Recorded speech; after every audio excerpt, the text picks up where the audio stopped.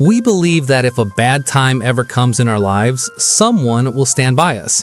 But the reality is different. No one comes to stand beside us in our worst moments.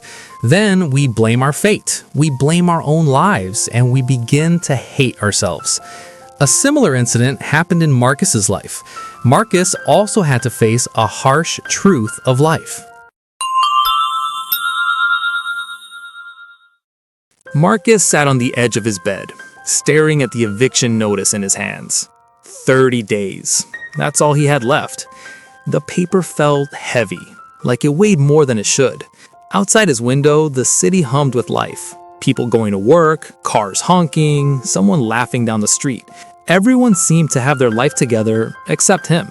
He'd been waiting for things to get better, waiting for his old boss to call him back, waiting for his brother to help him out like he promised, waiting for some stroke of luck to change everything. But 3 months had passed since he'd lost his job at the warehouse, and nothing had changed. The calls never came, his brother stopped answering his texts, and luck didn't live in his neighborhood. That morning, Marcus realized something that made his stomach turn. No one was coming to save him. Not his family, not his friends, not the universe. If he was going to survive this, he'd have to do it himself. The realization didn't come with motivation or hope. It came with fear. Marcus grew up believing that if you worked hard and stayed out of trouble, life would work out.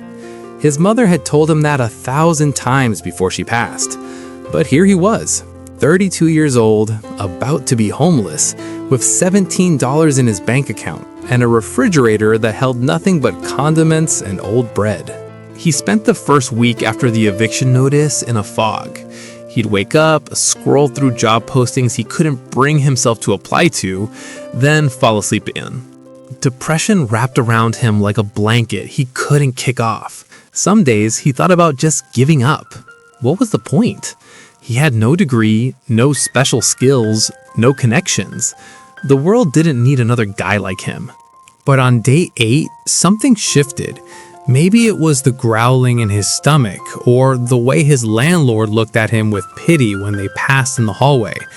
Maybe it was pride. Whatever it was, Marcus got angry. Not at the world, at himself. For waiting, for expecting, for doing nothing while his life fell apart. He started small. He walked to the library and used their computer to apply for every job he could find. Fast food, retail, cleaning services, security, it didn't matter. He applied to 40 jobs that first day. His hands shook as he typed each cover letter.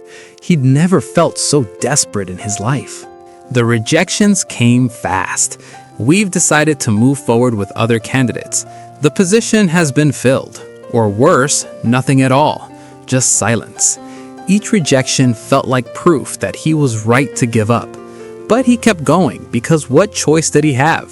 2 weeks before his eviction day, he got a call back from a grocery store. Night shift stalker, minimum wage. It wasn't much, but it was something. He took it immediately. The manager told him he could start that week. The work was brutal. His shift started at 10 p.m. and ended at 6 in the morning. He'd unload trucks, stock shelves, clean up spills, deal with the occasional drunk customer. His back ached, his feet throbbed. He came home as the sun rose, too tired to even take off his shoes. But it wasn't enough. Even with the job, he couldn't afford his apartment and food and everything else. He did the math a dozen times, hoping it would somehow work out differently. It never did. So Marcus made harder choices. He moved out before the eviction went on his record and found a room in a house 40 minutes away from work.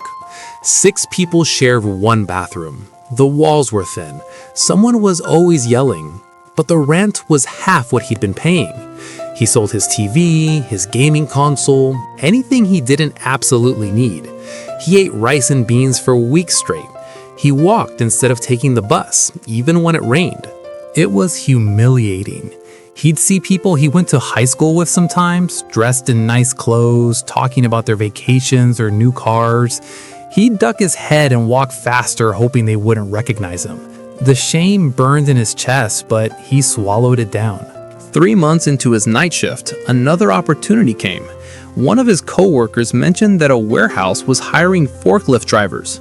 Better pay, better hours. Marcus had never driven a forklift in his life, but he found a YouTube channel that taught the basics.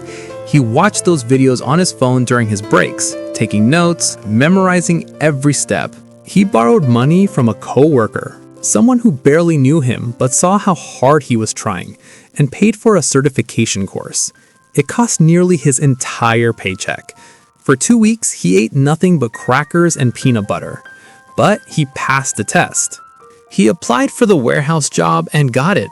The pay was $3 more per hour. It doesn't sound like much, but to Marcus, it was everything. It meant he could breathe a little, save a little, maybe even imagine a future. That was 2 years ago. Today, Marcus has his own apartment again. Nothing fancy, just a studio with a window that actually opens. He's been promoted twice at the warehouse. He's saving money now, something he never thought he'd be able to do.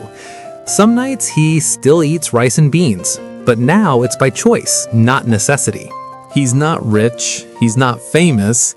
His life isn't perfect, but it's his. He built it himself, brick by brick, when no one else would help him.